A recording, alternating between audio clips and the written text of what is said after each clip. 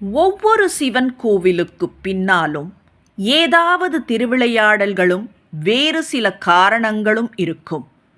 அவற்றில் நிறைய மர்ம முடிச்சுகள் இன்னும் அவிழ்க்கப்படாமலேயே தான் இருக்கின்றன. மகாராஷ்டிர மாநிலத்தில் கேதாரேஸ்வரர் என்னும் அதிசயங்களும் மர்மங்களும் நிறைந்த குகை ஒன்று இருக்கிறது. இந்த குகை மற்ற குகைகளைப் போல அல்ல. தண்ணீர் நிறைய இருக்கும். அந்த நீருக்கு நடுவே 5 அடி உயரத்தில் கம்பீரமாக ஒரு சிவலிங்கம் வீற்றிருக்கிறது.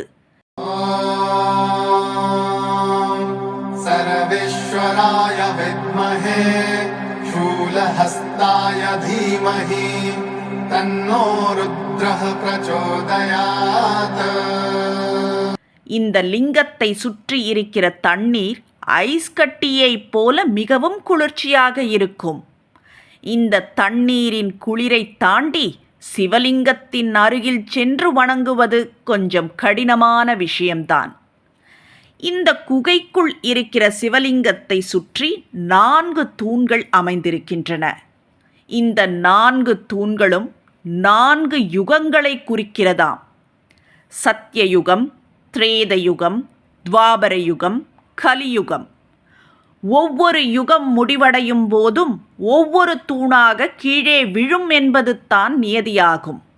அதன்படி ஏற்கனவே 3 தூண்கள் வெவ்வேறு காலகட்டங்களில் விழுந்து விட்டனவாம். இன்னும் ஒரே ஒரு தூண் மட்டுமே மிச்சமிருக்கிறது. அந்த 4ஆம் தூண் தான் கலியுகத்தை குறிக்கும் தூணாம். அந்த 4ஆம் தூண் தான் இந்த பிரபஞ்சத்தையே தாங்கிக் கொண்டிருக்கிறதாம்.